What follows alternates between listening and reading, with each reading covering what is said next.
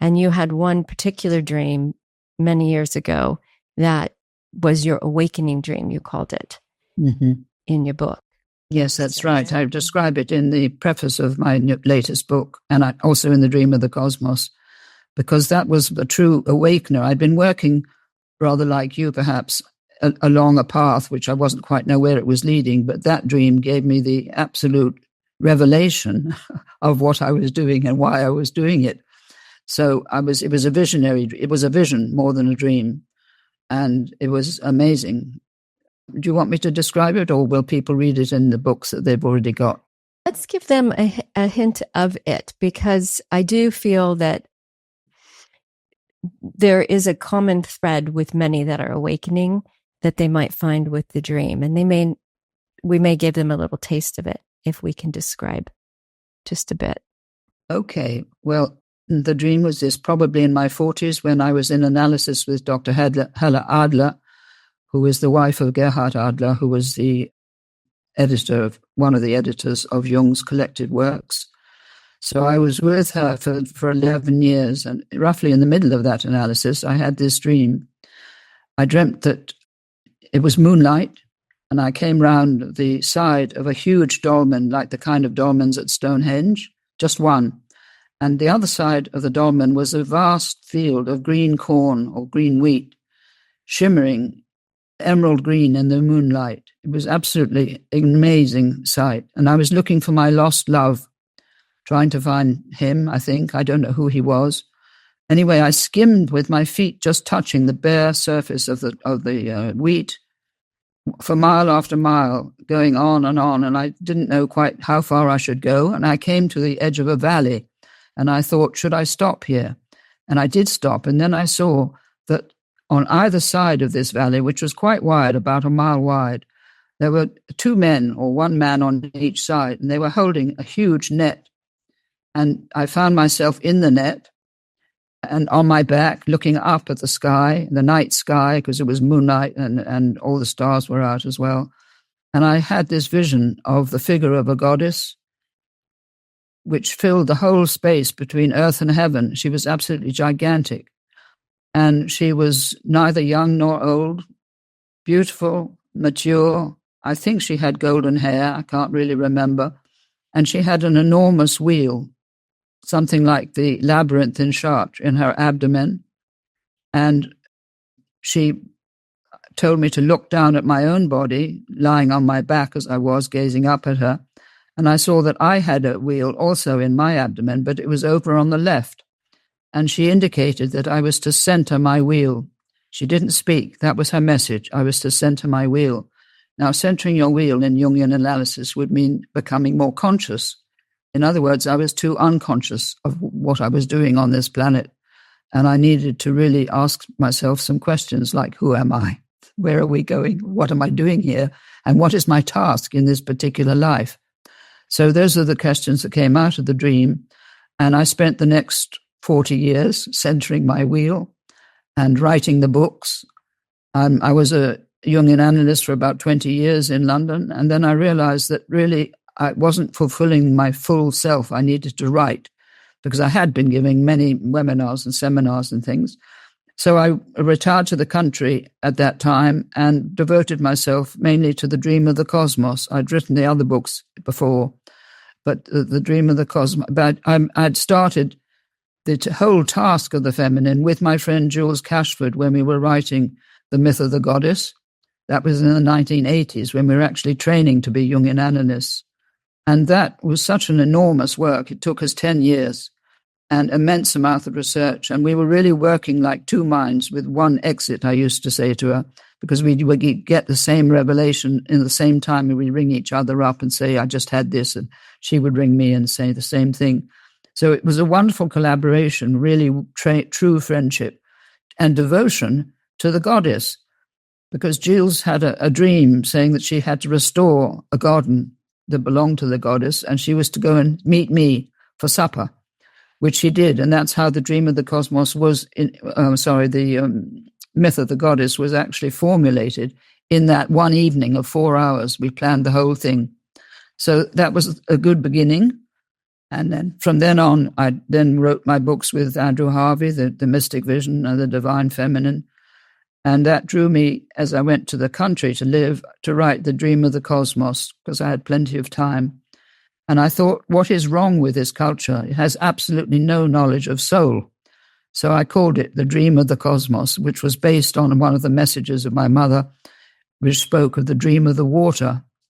And the dream of the water means the other dimension, the watery dimension beyond our normal consciousness. So that's why I called it The Dream of the Water, and I called it A Quest for the Soul, because I felt that really the soul needed to be restored in this very, very materialistic culture, which had no awareness of the soul at all. People were simply living on Facebook or whatever with no understanding that there was a deeper dimension to their lives. So that's briefly the story of the dream and how it galvanized me to really look into the goddess image. And I think I must have had the dream roughly when we were writing The Myth of the Goddess, roughly at that time in the 1980s, when I was in analysis with Hella Adler. And she was the one who initiated me into the feminine. She really understood what the feminine meant, and she did her best to teach me as much as she could in the years that I was with her. And from there, I took it into the world. I felt that I had a message that needed to get out into the world through my books. And so that's really what happened. And one thing led to another. My understanding grew deeper. And then finally, in my final book, I thought I really need to give the whole history, which I'd done to some extent in both The Myth of the Goddess and The Dream of the Cosmos, but not really looking at the historical detail of how we lost the divine feminine and why we lost it and when we lost it specifically. So that was my task with this last book, and I feel I have completed it in the way that I think is interesting to people, and I hope will inspire them to look deeper into their own lives. Mm-hmm. Maybe that is a good next question then. As you came to a deeper understanding of the why, which is very much in detail in this last book, what are the important pieces for people to understand? Because there's elements of this of history and religion and culture, and it's very comprehensive and complex, but maybe we can give them some flavor around the why. Well, what has happened in the last 3 centuries is that we have become disconnected from the transcendent because of scientific materialism and the whole teaching about it, that we are the only conscious beings in a dead universe, which has no meaning, no purpose. So that is a terrible philosophy to give young people growing up. And this has been responsible for a great deal of depression, suicides, and general feeling of life has no meaning, and I might as well just take myself out of it, that sort of feeling. So I just felt that it was terribly important to bring this through. And then there's a beautiful image I have at the beginning of the book of the 2 hemispheres, the above and the below, joined together, which is what we have to do once again, once they were joined together. In Christianity, they were, and in some of the other religions also, but not really consciously, because people believed without necessarily understanding. And Christianity gave the belief and the belonging to a group, so to speak, but it didn't give the understanding of the whole. And to get the understanding of the whole, you have to go to alchemy. And I've spoken a lot in my seminars about alchemy. You have to understand that the soul, as it is, as it were, has to be transformed into a higher kind of consciousness. You have to work with the soul to develop that consciousness, because what we have to begin with as we come into this culture is simply the mind. We're educated to adulate the mind, to put all the emphasis on what mind can accomplish, but there's absolutely no understanding of the heart, no understanding whatsoever that the heart is the gateway to the soul.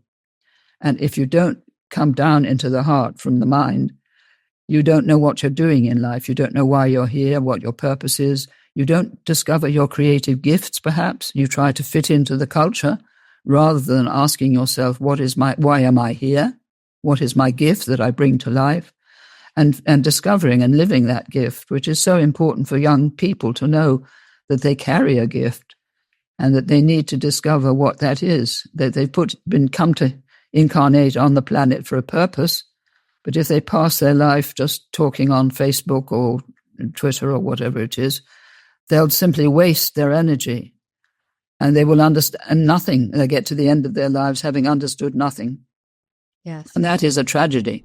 Thank you for being a part of the Transformative Harmonics podcast. If this discussion resonated with you, please subscribe, share the episode, or write a review. This helps to support the expanding community around embodiment, sound, and conscious living. You can visit Transformative Harmonics at paulascattoloni.com to find out more about my work, forthcoming classes, and the Transformative Harmonics Academy. You can also reach out and connect with me on Instagram. My handle is at Paula Scattoloni. I write regularly on Substack at Signature Frequency Living. Until next time, take good care, and thank you for being part of the journey.